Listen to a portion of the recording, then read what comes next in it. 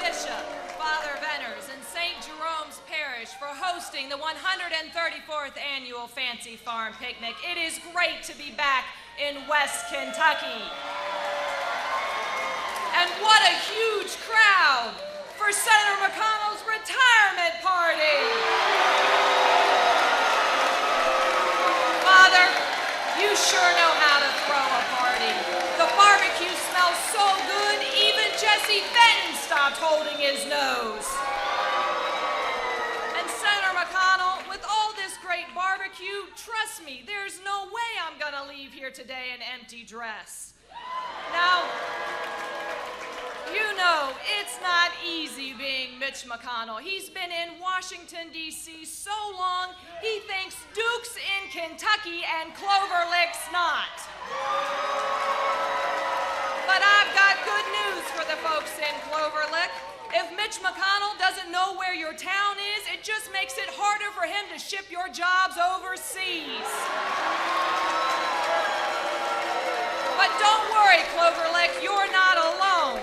Mitch McConnell forgot about most Kentuckians a long time ago. Truly, it has been a hard year for Mitch McConnell. 35 is my age. That's also Senator McConnell's approval rating. You know the senator is worried about the results in November when you see his campaign manager wearing a Mitch for Governor 2015 button. Sorry, Hal. Sorry, Jamie. When you finally see Senator McConnell and I on the same stage, you realize only one of us believes women deserve equal pay for equal work. If Mitch McConnell were a TV show, he'd be Mad Men, treating women unfairly, stuck in 1968 and ending this season. Seriously, I don't know what's more dysfunctional, Senator, the way you run your campaign or your Washington, D.C. After 3 decades in Washington, you've just given up. You don't care about us anymore. Thanks to you, D.C. stands for doesn't care. When it comes to giving Kentuckians a fighting chance at actually surviving by increasing the minimum wage, Mitch McConnell doesn't care. I do. It's not a minimum wage, it's a living wage that all Kentuckians, like Mike Teagarden from Knott County, need and deserve. When it comes to supporting our seniors, Mitch McConnell doesn't care. I do. Our seniors, like my grandmother, deserve to have a United States Senator that will fight to protect and strengthen Medicare and Social Security, not dismantle it. And when it comes to our students being able to afford college, Mitch McConnell, well, he doesn't care. I do. Mitch McConnell may bail out Wall Street, but I'll have the backs of our students and graduates. Students like Clay Williams in Boyle County deserve the opportunity to earn degrees, not debt. When it comes to being a woman and being treated equally here in the Commonwealth of Kentucky, well, Mitch McConnell doesn't care. I do. Senator, the women of Kentucky and nationally are here today to send you a message. The barriers for women have not all been lowered because you are standing in our way. 76 cents on every dollar is not acceptable, and equal pay for equal work is not preferential treatment.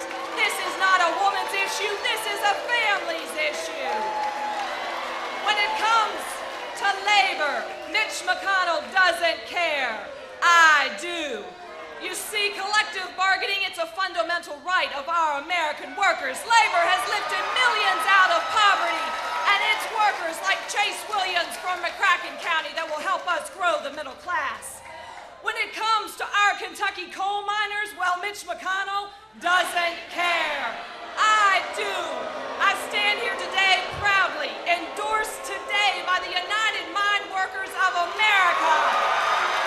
They are standing shoulder to shoulder with me because they're tired of the hot air from Senator McConnell. They're ready for a senator that will fight for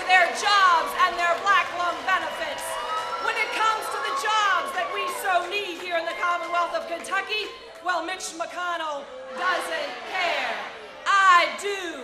While Mitch McConnell may not think it's his job to bring jobs here to the Commonwealth, as your U.S. Senator, it will be my #1 priority.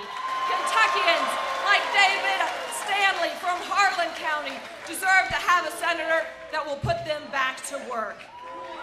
Now, I want you to put aside the partisan attacks, and you'll see one of us represents the Washington establishment. One of us represents Kentucky. One of us represents the past. One of us represents the future. One of us just wants 6 more years, yet another term, while one of us knows Kentucky deserves better. Kentuckians are asking, if you're a woman who wants to be treated equally and paid fairly, who do you think speaks for you?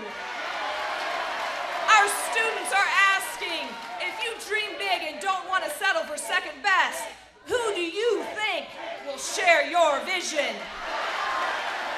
Kentuckians are asking, if you're a worker and you're worried about your job going overseas, who do you think will fight for you?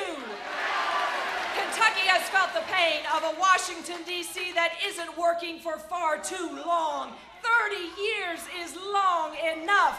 Gridlock has consequences, from infrastructure to agriculture to education to manufacturing.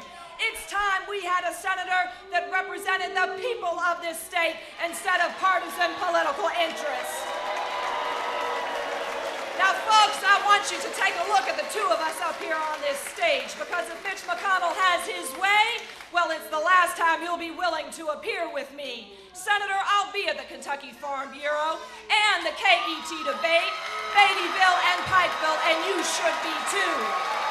And Senator, you seem to think that the president is on the ballot this year. He's not. This race is between me and you and the people of Kentucky.